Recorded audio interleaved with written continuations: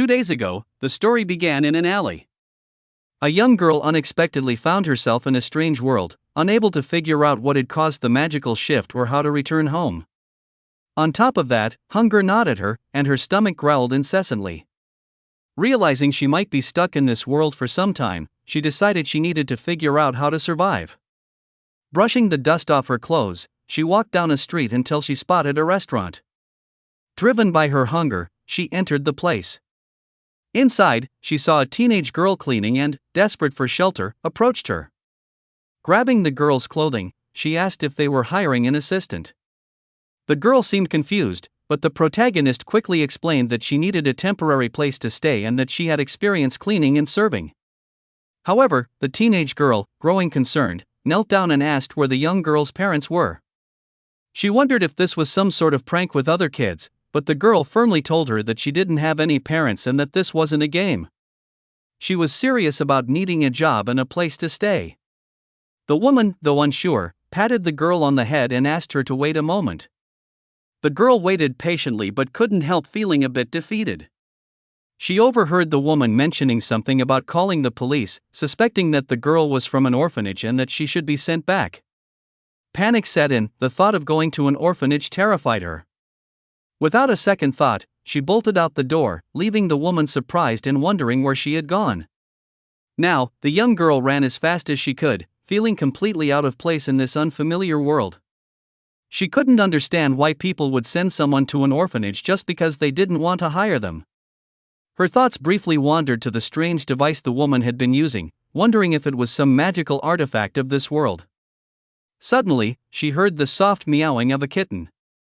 A couple walking by noticed the kitten too, finding it adorable and contemplating adopting it. The wife wanted to take it home, but the husband hesitated, reminding her that she had a hard enough time taking care of herself. The wife shot back, questioning whether he was any better, and he finally gave in. The girl came up with an idea. Once the couple took the kitten away, she ran toward the empty box it had been in and decided to sleep there for the night. The box had a note that read, "Bring me home." She curled up inside, looking endearing as she slept. But in the middle of the night, she suddenly woke up. Her eyes, as radiant as the stars, opened as she heard approaching footsteps. A young man stood over her, looking like a K-pop star with a lollipop in his mouth. She gazed up at him with determination, asking if he could take her home. The young man, surprised, smiled down at her. He had always dreamed of having a small, happy family, but his looks, blue eyes, flawless skin, and sharp features had made it difficult for him to connect with others. Despite his good looks, every girl he approached had rejected him, never thinking he was the right fit. As fate would have it, on his way home from work one day, he met this strange young girl, Delies, who had been waiting for him and boldly asked if he could take her home. She claims to be from another world, yet once she arrived at his home, all she seemed to know how to do was eat, drink, and create chaos. To make matters worse, her presence has complicated his already difficult dating life. Every time he goes on a date, the girls inevitably say they're not looking to be with someone who already has a child, leaving in a flustered state. If this keeps up, his promise to his mother, that he would one day find a place where he belongs, might never come true. He's torn between figuring out how to get rid of this troublesome little witch and the strange feeling that, in some ways, the life he's always wanted seems to be unfolding right in front of him.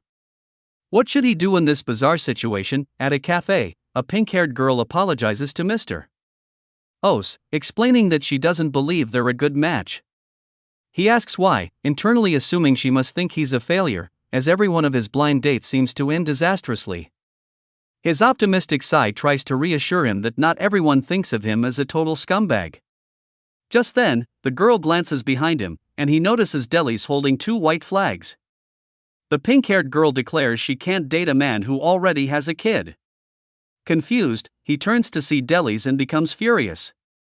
He demands to know why she followed him. This was his 8th blind date, and he thought this time he might finally shake off his single status, only to have it ruined again by this troublesome girl.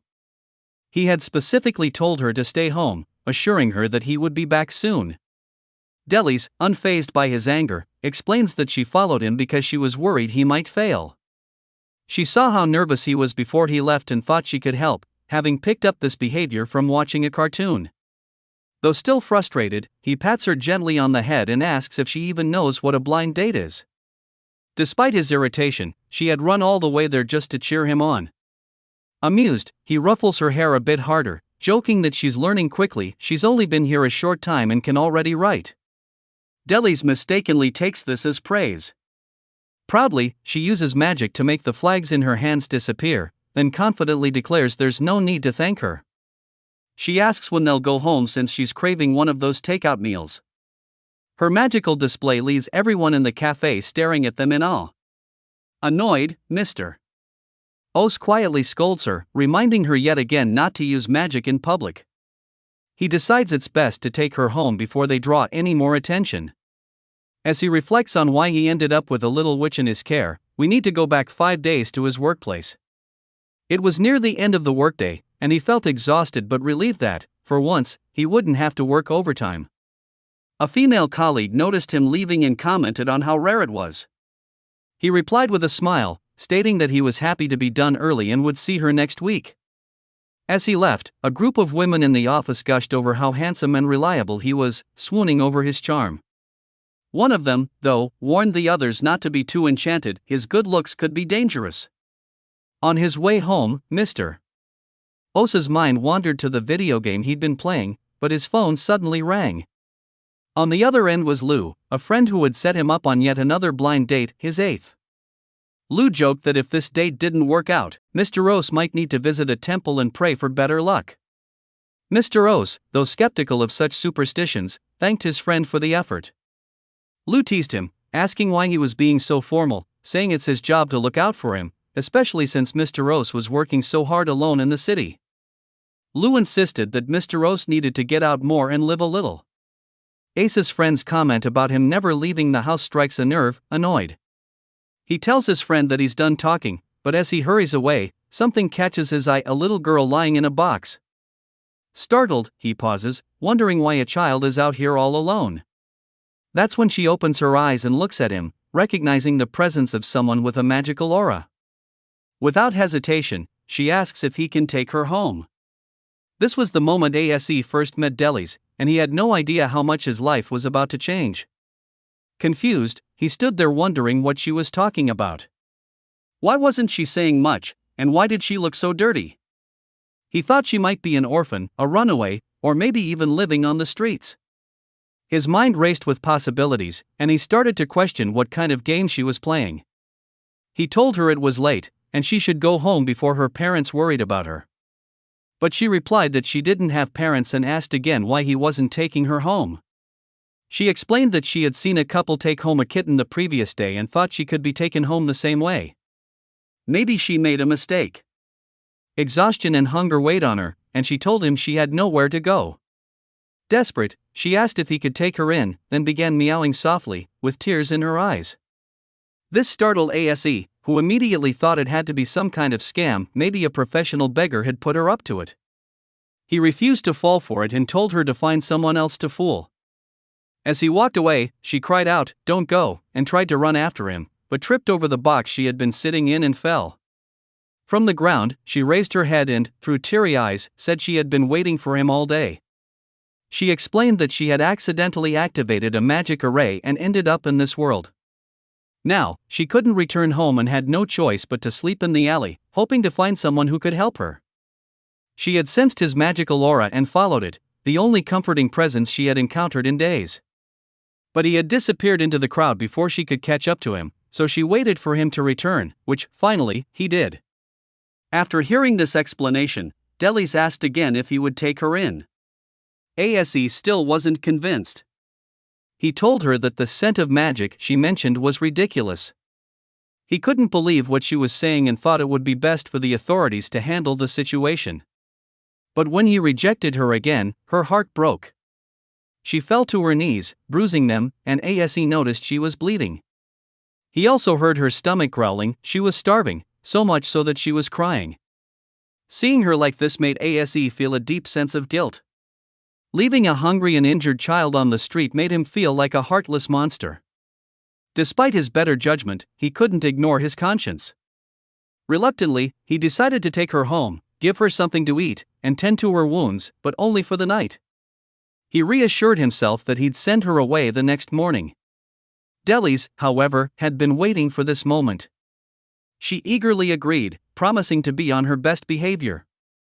As they walked to his house, she started listing all the ways she could help. She boasted about her abilities. Not only could she perform witchcraft, but she was also great at sweeping the floor, folding blankets, organizing magic potion bottles, and even catching lizards. Asa, though, was not comfortable with children. He hadn't been around them much, and thinking back to his own childhood, he remembered his fascination with wizards. He used to watch shows about them with his mother and dreamt of becoming a magician himself. But when he told his classmates about his dream, they laughed at him, making him feel foolish for ever wanting to be a wizard. Having magical powers had always seemed so cool to Ase as a child. He used to dream of being a wizard, not for the sake of adventure, but so that he could protect his mother, the person he cared about most. His mom had always believed in him, always so kind and supportive. But in the end, despite all his dreams of protecting her, he couldn't save her. He vividly remembered being by her bedside in the hospital, watching her struggle as her life slipped away. He had cried, but she had tried to comfort him, telling him not to cry, that she was just a little sleepy.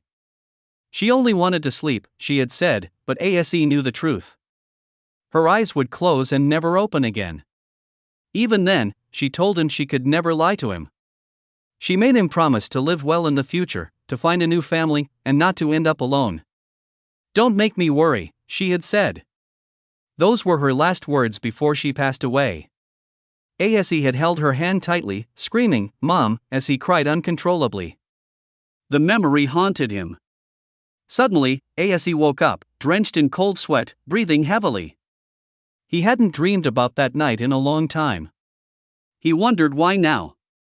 Maybe it was because of the kid Delies who had mentioned magic. It brought back all the fantasies he'd had as a child. But of course, magic wasn't real. At least, that's what he thought until he stepped into the living room and saw Delies using magic to clean his apartment. She smiled at him innocently, saying she was helping tidy up.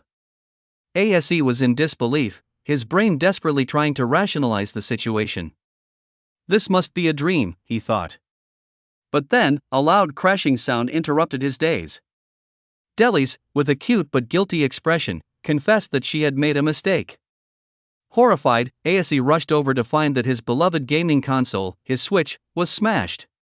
He screamed in despair, declaring that it was now lost to the underworld. Still in shock, he turned to Delies and asked, "Are you really a witch?" She confidently nodded and offered to show him more, conjuring something out of thin air right before his eyes. Ace's entire worldview shattered. Magic was real. Now he had to figure out what to do with this child. His first instinct was to take her to the police, but how could he possibly explain where she came from? And then there was the matter of his now spotless apartment. Delies had done an incredible job cleaning, and she stood there, waiting expectantly for his praise. Ase couldn't just send her away, it felt too heartless. His conscience wouldn't allow it. So, he made a decision. He told Delies she could stay with him for now, until she figured out how to get back home. But she had to promise not to disrupt his life. She eagerly nodded, relieved and content that he was willing to take her in, even on those terms. Later that night, Ase was in the living room, enjoying his game, trying to relax, when Delies stood directly in front of the TV, blocking his view. She excitedly asked if this was what he called a TV, amazed by the moving images on the screen. She marveled at how it could store people inside and cheered, "Go, we go, we go," at the game he was playing. Ase sighed and explained that it wasn't actual people but just pixels. He teased her, saying that her magic was far more impressive, like the stuff in cartoons, where witches had magical transformations, fairy companions, and saved the world.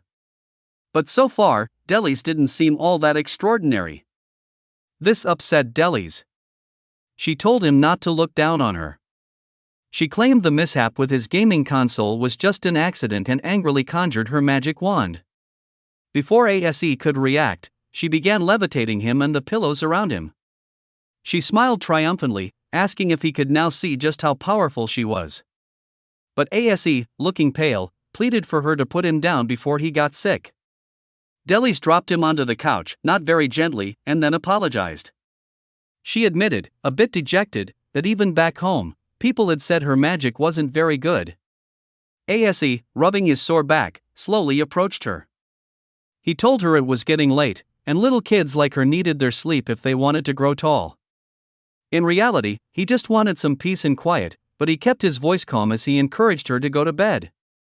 Hearing Ace's words about going to sleep, Delies immediately agrees, thinking he's so kind and that he genuinely cares about her.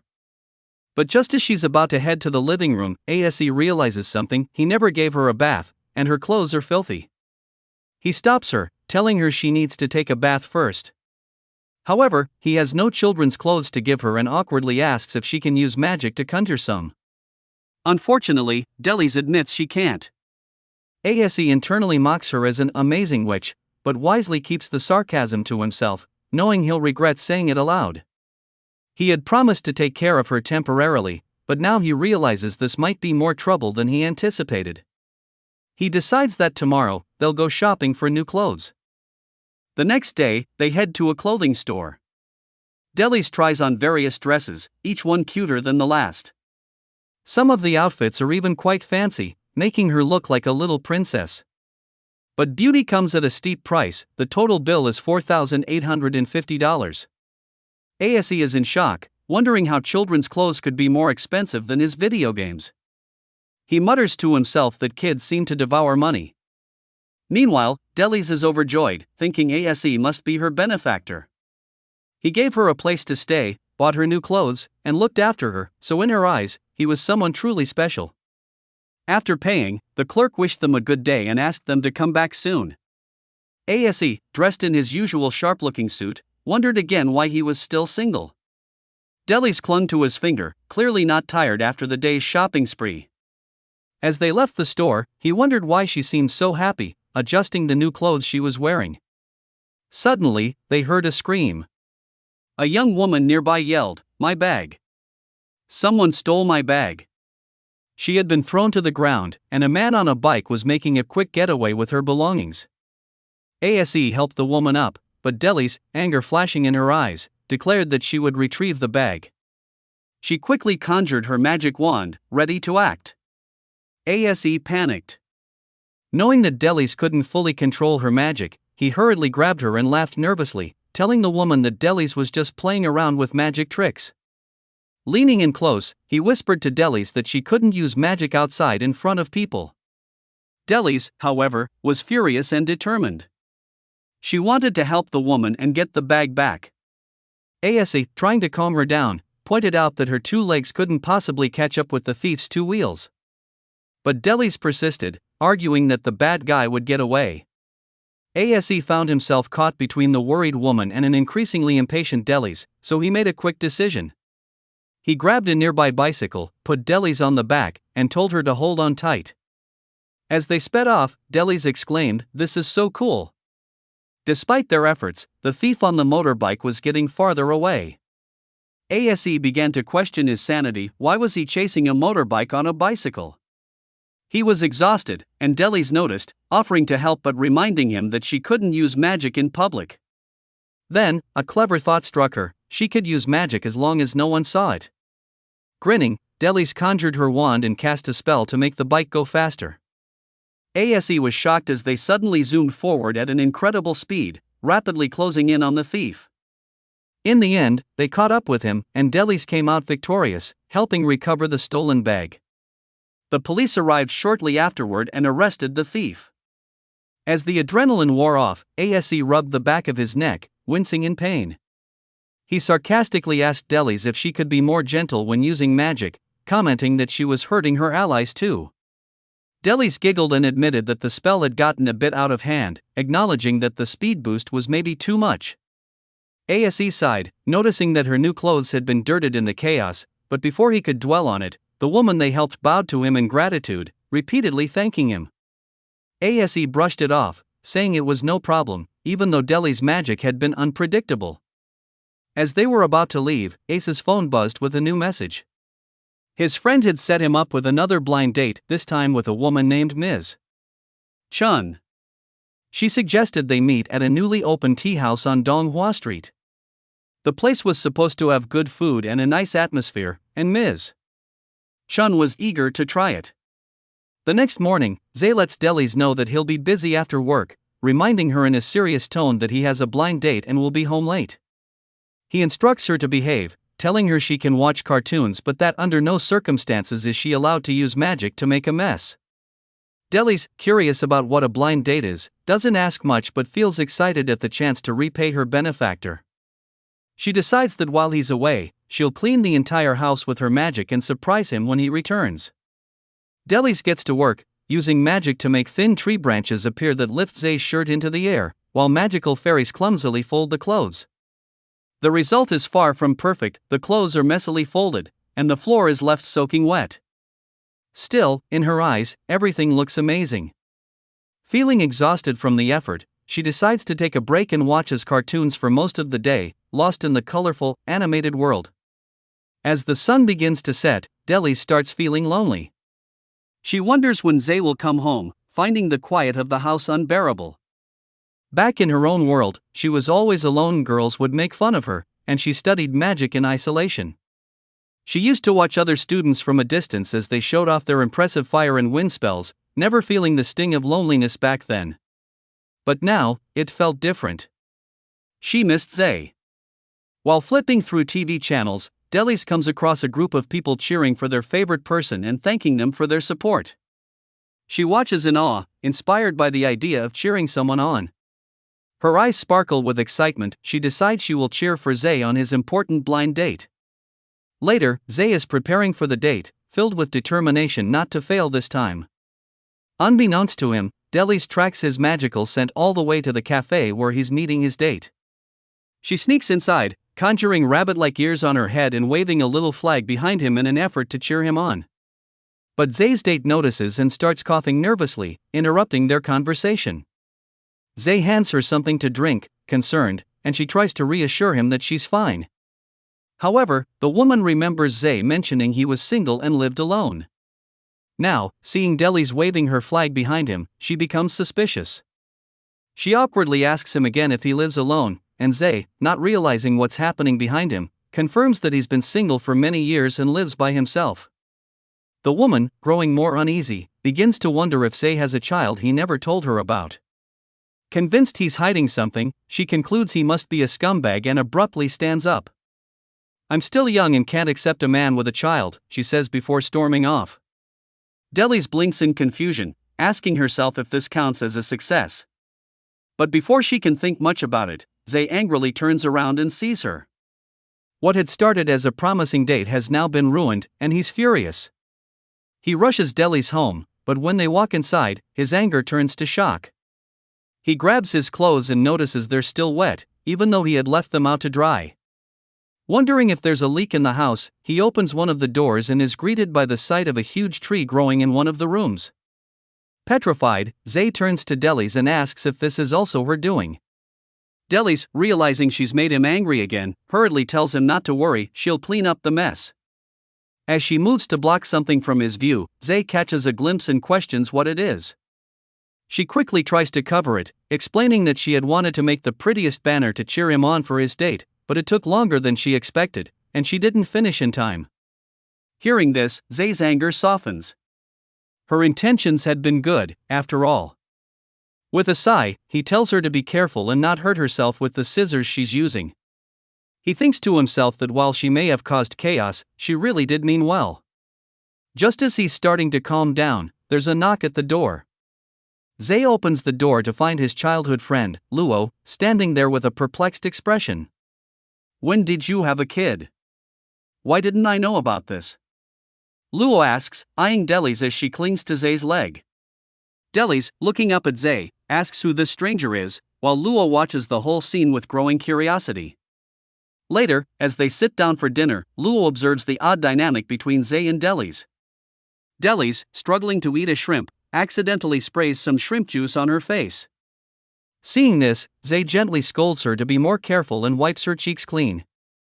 Delies, sitting at the dinner table, looks up at Zay with wide eyes and asks how she's supposed to eat the shrimp. Zay sighs but patiently peels the shrimp for her. As he does this, his friend Luo watches them closely, growing more suspicious with each passing moment. Zay gently reminds Delies to roll up her sleeves or else he'll have to do it for her, further raising Luo's curiosity. By the time dinner ends, Luo's mind is racing with questions. Later, Delies relaxes on the couch, absorbed in the television, while Luo confronts Zay in the kitchen. Striking a cool pose, Luo demands Zay tell him the truth. "Where did she come from?" he asks. "If you don't tell me, we're not friends anymore." Zay sighs deeply and finally admits that Delies is just a homeless child who's staying with him temporarily. Luo laughs at the explanation, teasing Zay by asking if she's some mistake from his wild younger days, someone whose life he ruined. This makes Zay nervous, and he quickly tells Luo not to spread rumors about him. Luo, smirking, apologizes for doubting Zay's pure heart, but then suggests something unexpected. He thinks Zay should adopt Delies since they seem to get along so well.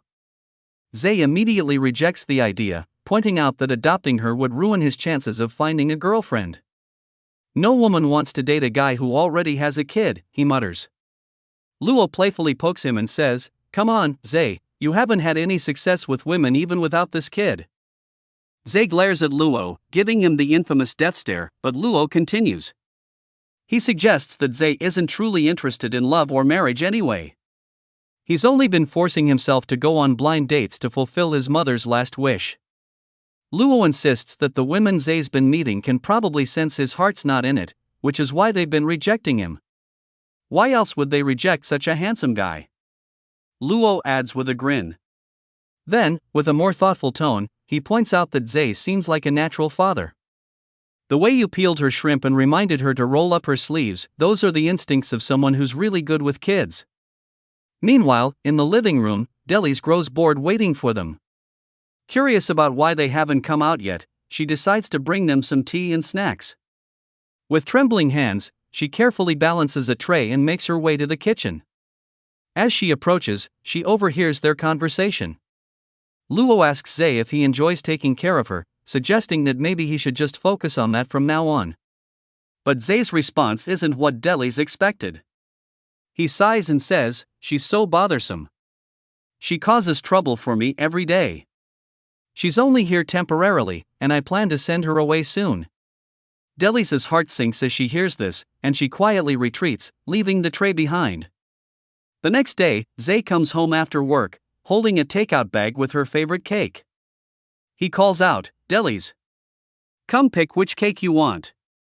But there's no answer. The apartment is eerily silent. Zay walks through the house, checking every room, but Delies is nowhere to be found. His heart begins to race as he starts calling around friends, neighbors, but no one has seen her. She's not at his workplace, and she hasn't gone anywhere nearby. He wonders if she somehow returned to her own world. Exhausted, Zay collapses on the couch, trying to convince himself that this is what he wanted. The house is finally quiet, no more magic mishaps, no more ruined clothes or broken gaming consoles, no one to drain his wallet. He tries to enjoy the peace, playing video games and eating snacks, but it's clear that he's fooling himself. As time passes, he becomes increasingly restless. He throws his controller aside and mutters, "What's wrong with me?" His heart feels uneasy, and he keeps glancing at the takeout he brought for her, remembering the way her face lit up when she talked about wanting to eat it. He gets nostalgic seeing her clothes, her toothbrush, all the little things that remind him of her presence. When night falls, he tries to sleep, but he can't stop tossing and turning. His mind keeps wandering back to Delies. Was she really okay? Did she make it back to her world? She was still so young, and her magic was so unpredictable. Could she have returned home safely on her own? But then again, he tells himself, this is what he wanted, right? He should be happy that she's finally gone. Yet, no matter how much he tries to convince himself, his thoughts keep drifting back to her. He remembers the way she used to smile, and how, despite all the trouble she caused, she really did try to help him in her own clumsy way. Outside, it starts raining. The thought of Delies being out there, cold and alone, gnaws at him. He tries to remind himself that she has magic to protect her, but deep down, he knows these are just excuses. He doesn't want to face the guilt of not looking for her. What if something has happened to her? Could he really live with himself if she was in danger because of him? Suddenly, he opens his eyes and quickly changes his clothes, getting ready for action. Meanwhile, in the pouring rain, Deli runs, drenched and soaked, carrying some sticks. She tries to use her fairies to build a small wooden shelter. Once it's finally finished, she tells the fairies this will be their new home. It's not bad, much better than their last one. The fairies, sensing her unease, snuggle up to her, trying to comfort her. They are worried, but she reassures them that Zay must be happy now that she's left. Although Zay was kind to her, she doesn't want to stay and risk making him hate her. Suddenly, all the fairies hug her, but they are blown away when she sneezes. It's sad, and she's shivering from the cold. Meanwhile, her father is frantically searching for her, wondering where she could have run off to. He moves quickly, searching with determination, but the forest is vast, and there are so many trees. Can he really find her? Suddenly, he spots her fairies. They point somewhere, and he wonders if they are leading him to her. He runs through the rain, holding an umbrella over his head, following the fairies' guidance. Moments later, he spots her small wooden shelter and calls her name in a worried voice. She crawls out of the shelter and sees him. He quickly removes his jacket and wraps it around her. He asks why she came here. She, full of sorrow, wonders if she didn't run far enough, which confuses him. She explains that Zay can pretend not to see her, and when the rain stops, she'll go even further away. But he tells her he never asked her to leave. She smiles sadly, explaining that she accidentally overheard his conversation with Uncle Lou. Deli knows she's not very likable. A flashback reveals his difficult past. He remembers how his father would criticize him for needing his mother's attention, believing he was ruining their world. He always felt like a burden, blaming himself for his mother's weakening health and eventual death, thinking it was because she gave birth to him. After she passed, no uncles or aunts were willing to adopt him. It was a tragedy. His mother passed away when he was young, and his father didn't care for him. None of his other relatives wanted him either. Back in the present, Deli hides her face and says Zay is different. He's kind to her, and she doesn't want to make him unhappy, so she will run further away. Her father, feeling angry at Zay, thinks Zay must be a terrible person. Even if it was unintentional, he can't forgive him. Deli looks like she's about to cry. Her father extends his hand toward her, questioning what he's doing. He had been abandoned and given up on too. Why hadn't he realized this child's situation sooner? He had almost convinced himself that he didn't care about her. What's the difference between him and his own father, who was such a scumbag? Suddenly, a memory of his friend Lou suggesting he adopt her crosses his mind. He smiles and asks her how she would like to come home with him. She is surprised, but he explains that he never hated her. Yesterday, he was more concerned with saving face, so he said hurtful things. He's truly sorry. As he speaks, he begins to blush. He tells her that if she's not at home, there will be no one to eat the cakes he bought, and the house feels too quiet without her. With teary puppy dog eyes, she asks if he really doesn't hate her. He reassures her that he doesn't and tells her she shouldn't stay here getting soaked in the rain, they should go home together. Her face turns red, and she looks like she's about to cry. She quickly smiled and nodded, extending her hand to him. But then, the small cabin she was inside suddenly collapsed. Luckily, she managed to escape just in time. Holding his hand, they started walking towards home, and she asked if they could have cake tomorrow. He agreed to bake one for her, but she then requested cake for the day after and the day after that as well. He chuckled, calling her insatiable. When they arrived home, he told her to take a warm bath so she wouldn't catch a cold. She wonders if this girl is the prophesied crisis for Xiao Yu. 2 weeks later, Xiao Yu is approached by a young family member who inquires if he is the kind person from the other day. She mentions it was a pleasant incident and asks if he also resides there, smiling at him. He wonders if she is truly a kind person. Suddenly, he recalls that she was the young woman whose purse was stolen. She explains that she has recently moved to that community and will be teaching at a local primary school. Her name is Tangwon. He asks if being a teacher is challenging, as he often finds children quite attached, noting that Deli's constant following, even to the bathroom, can be a bit much at home. Tangwon clarifies that if a child is excessively attached, it might stem from a lack of security, suggesting spending more quality time with them. That evening, Xiaoyu contemplates Tangwon's words. He understands he needs to dedicate more time to Deli but is unsure how to practically do so.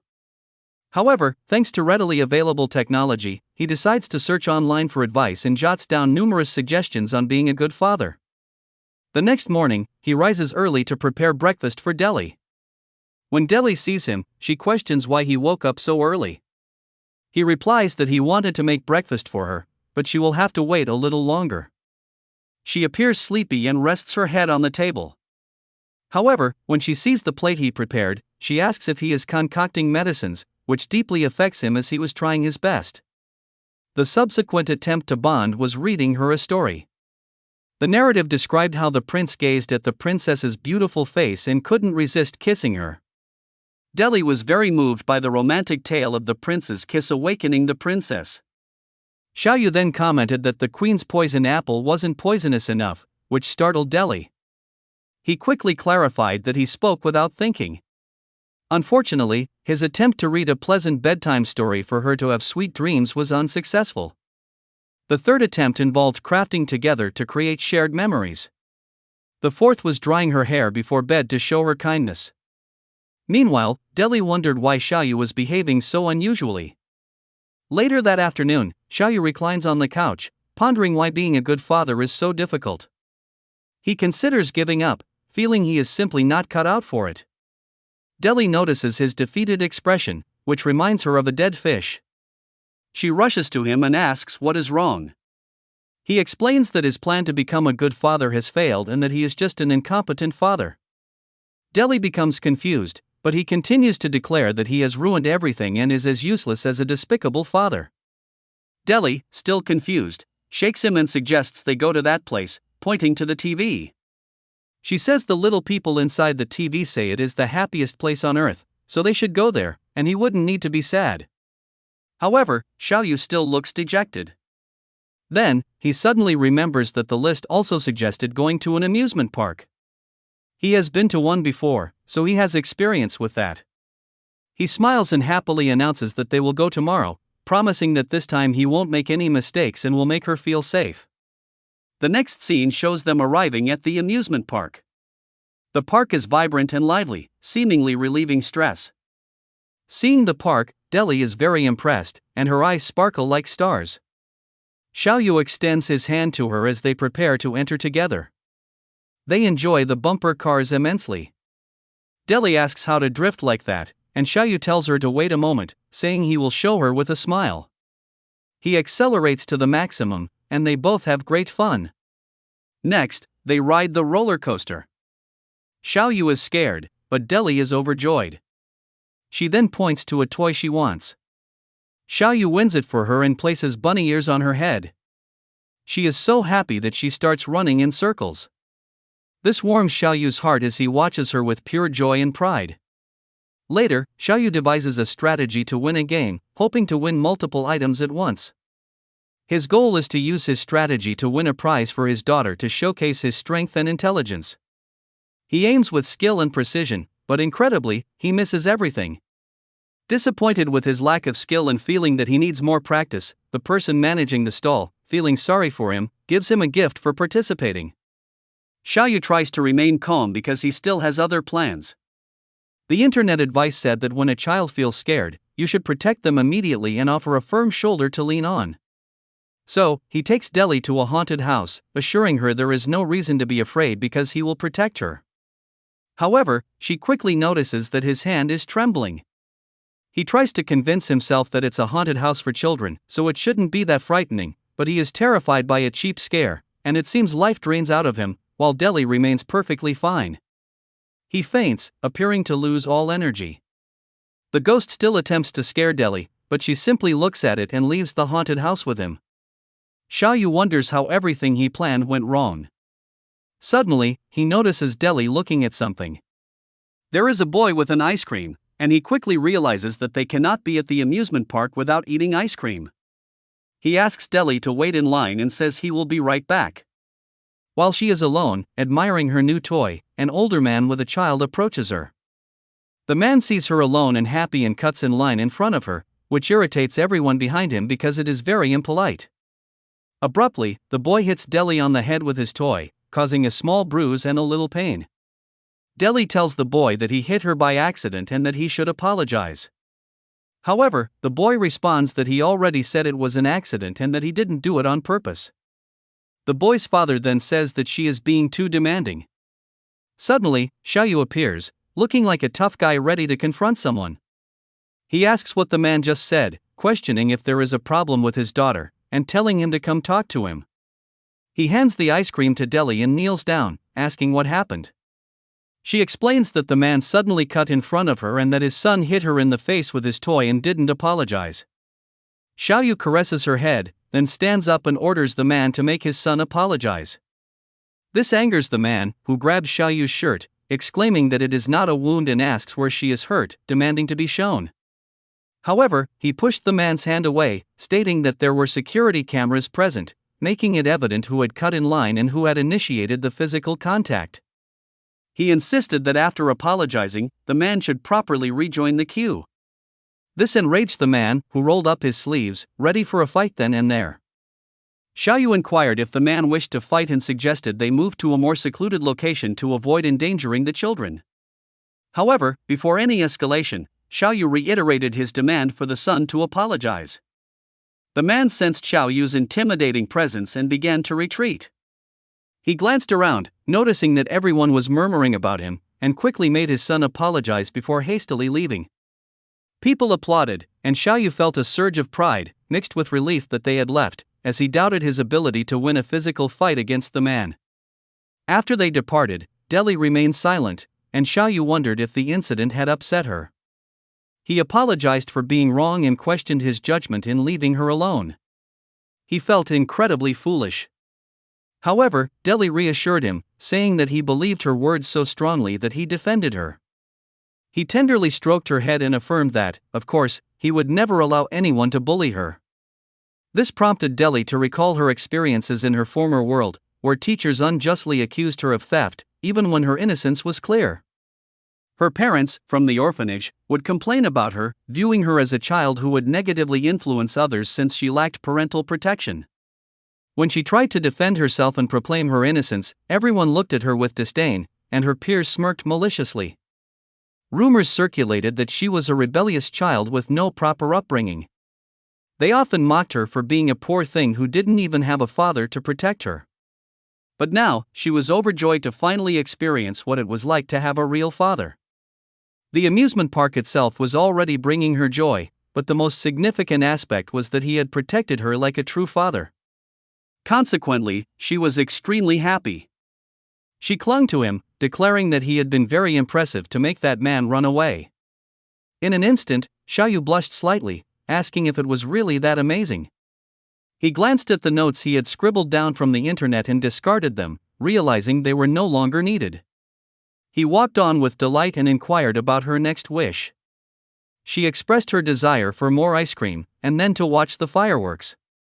He carried her on his shoulders, and she even enjoyed a ride on the carousel.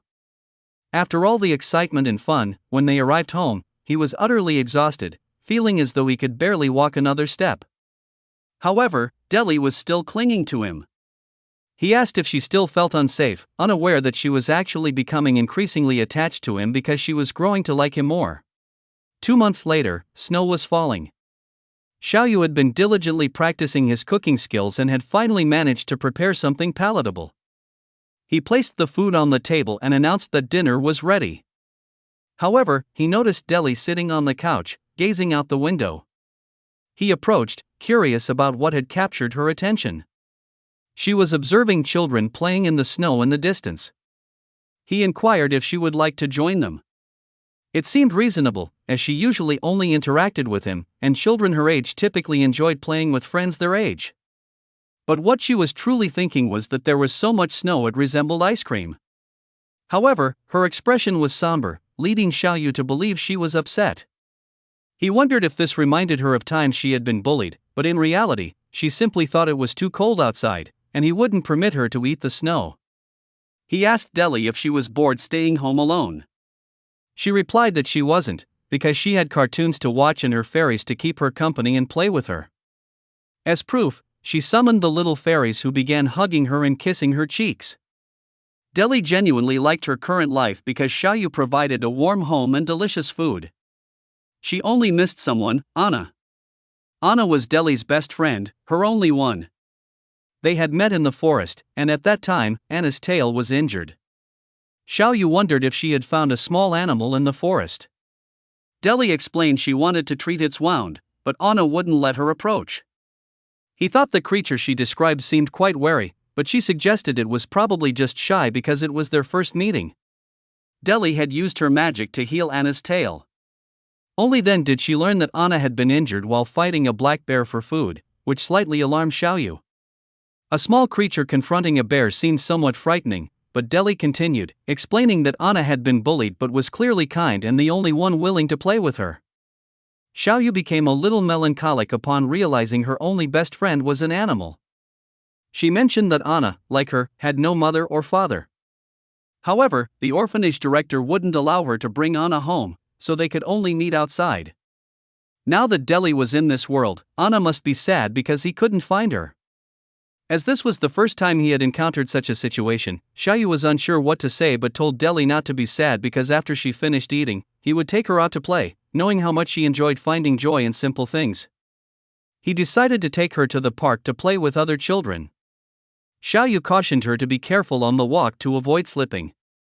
Suddenly, Deli was knocked down by a strange creature. To her surprise, it was her best friend Anna. She exclaimed, asking how he managed to get there. Xiaoyu, shocked, wondered if that puppy was truly Anna. However, he decided they should discuss it later and told Deli to get up, or she would catch a cold. The puppy, however, pushed Xiaoyu's hand away with clear intention, and in the blink of an eye, Anna transformed into a humanoid creature and demanded to know who Xiaoyu was calling a dog. He hugged Deli and declared that he would not let him touch her, accusing Xiaoyu of using Deli to trick him into coming to this world. This confused Xiaoyu, who didn't know what to say. But Anna insisted that Xiaoyu possessed a magical aura and therefore was not of this world either. Anna then questioned Xiaoyu's intentions in kidnapping Deli. However, Deli explained that there had been a misunderstanding. She had accidentally fallen into a magic matrix and ended up in this world, and Xiaoyu had been taking care of her ever since. Most importantly, she wanted to know how Anna had arrived there. Anna explained that because Deli hadn't contacted him in a while, he thought she had been arrested again by the orphanage director. So, he had secretly run away to the orphanage to search for her, but she wasn't there. He then followed her scent until he found the magic matrix. Xiaoyu thought Anna had a remarkably sharp nose, but Anna retorted that he was not a dog. Suddenly, Deli hugged Anna, saying he was amazing. Anna casually said it was nothing, took Deli's hand, and declared that now that he had found her, they should return quickly, assuring her not to worry as he still remembered the location of the magic matrix. This surprised Zison, who couldn't believe Delies was leaving so suddenly. He tried to grab the dwarf to ask him to wait, but Anan suddenly fainted, which startled them both. Zison raised his hands in the air, proclaiming his innocence and asking what had happened to Anan. Zison touched Anna's face and realized he had a fever. Later, Anna was lying in bed, with Delies beside him, extremely worried and staying awake. Zison remarked that it was very late and she should get some sleep, promising to keep an eye on Anan. But Delies insisted she wasn't sleepy, even as she yawned. Zison pointed out that young children shouldn't stay up so late, as it would hinder their growth. He promised to inform her immediately as soon as her friend woke up. At that moment, Anan, still asleep, murmured that he would protect her even when he was sick. Zison thought he was still trying to prove his strength even in his weakened state. The next day, Delies was having breakfast, and as soon as she finished, she declared she wanted to check if her friend had woken up yet. Surprisingly, Zison felt anxious and wished the boy wouldn't wake up so early, as he knew once Anan was awake, he would take Delies away, though Zison didn't want her to leave. Suddenly, Delies announced that Anan had finally woken up. Zison watched the two outside. Anan commented that he had fainted because he was very weak, but now he was fine, and they could leave soon. However, Zison stated that Anna was still sick and it wasn't safe to take him away now. But Delies announced that she didn't want to go back. This surprised Anna, who asked why she didn't want to return. She explained that she didn't want to go back to that cruel place and that Zisun was like a father to her and had given her a home. This made Zisun very happy, as his affection for her was not in vain. However, Anna remained unconvinced. He thought Delies had been tricked by Zisun and hadn't expected Zisun's deception to be so effective that she could be so thoroughly fooled. Anna didn't believe that people in this world were good, but Delies assured him that Zisun was different, that he was kind, and that she genuinely didn't want to go back. She stood firm in her decision. Anna lowered his head and commented that she had called him her friend, and asked if she no longer wanted to be friends, just like her father had done to him. Looking at the boy, Zisun realized that Anna resembled him in many ways. They were both dejected and had been abandoned by their parents. Zisun surprised everyone by announcing Anan could stay, then turned to Anan for his answer. Later, Zisun reflected on his impulsive decision to raise 2 children, and his bank balance worried him, as he didn't have much money. However, Anna, who was wearing Delies' clothes, overheard his thoughts. He remembered his father screaming as someone declared it had been 2 months and still no money had been received. His father begged for more time, but in desperation, he grabbed his son, declaring he would sell him, saying that Anan might look thin but was strong enough to work. Anan cried, saying he didn't want that. Suddenly, Zisun received a notification that a shopping mall would be hosting a family event soon, offering 8,000 yen and 800 cash, plus a gift bag with kids' products. It wasn't a bad deal, especially since Anna was now staying with them, so they could buy some things after he recovered from his illness.